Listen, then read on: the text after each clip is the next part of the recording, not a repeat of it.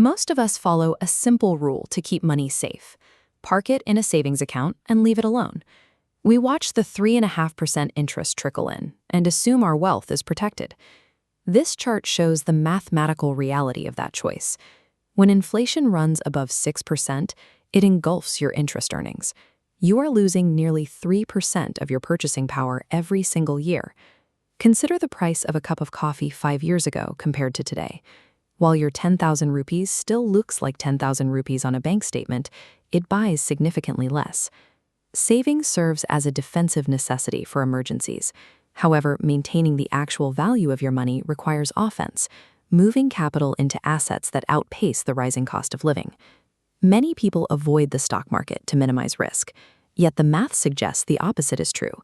A cash-only strategy guarantees a loss of purchasing power over time.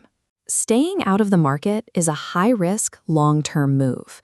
You can build a resilient portfolio with 10,000 rupees by dividing it into 3 pillars. The first 4,000 rupees goes into a Nifty 50 index fund. An index fund buys tiny pieces of the 50 largest companies in India simultaneously. A single investment gives you exposure to Reliance, HDFC, Infosys, and 47 other market leaders. These funds are passive, meaning they automatically track the market's growth. This automation keeps management fees or expense ratios extremely low, leaving more returns in your account.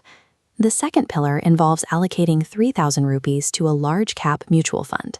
This component uses active management. Financial experts pick specific, stable companies to buy and sell, with the goal of outperforming the market average. This combination creates a balanced growth engine. The index fund provides a low-cost foundation, while the mutual fund offers potential for expert-driven upside. The final 3,000 rupees goes into a liquid fund, serving as a mandatory emergency buffer. Having accessible cash prevents you from being forced to sell your stocks during a market downturn to cover a sudden bill. A liquid fund keeps your money available within 24 hours while earning more than a typical savings account. You can identify these funds in about 10 minutes. AI tools quickly define financial terms or compare historical performance metrics side by side to help you decide. Once you select your funds, use a mobile brokerage app to execute the trade. Always select the direct growth option to bypass middleman commissions and keep your costs low.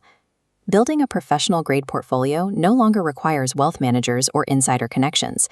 It only takes a smartphone and a few minutes of focused research.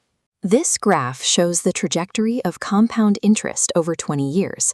Based on historical Indian market averages of 12%, your invested portfolio, timeline B, begins to accelerate exponentially after the first decade. Eventually, a crisis will occur. Whether it's a global recession or a pandemic, you will see your portfolio value drop by 30% or more. This is the moment where most investors fail. A market crash only results in a permanent financial loss if you panic and sell your assets at the bottom of the cycle. Market history shows a consistent pattern of recovery. Investors who stay the course see the market reclaim and eventually surpass its previous peaks, allowing compounding to resume. By year 20, the difference is staggering. The money left in savings grew to just under 20,000 rupees, while the invested portfolio reached nearly 96,000. An investor's panic poses a greater risk to long-term wealth than market cycles. This journey is a test of discipline rather than a test of market timing. Buying the index is a direct wager on the long-term expansion of the Indian economy, its businesses, its infrastructure, and its workforce.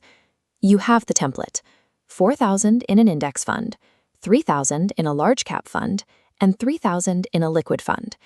Stop leaving your savings to lose value against inflation. Open an app today and deploy your first 10,000 rupees. Starting smart and remaining patient are the only requirements for building generational wealth. You don't need to be rich to start, but you do need to start.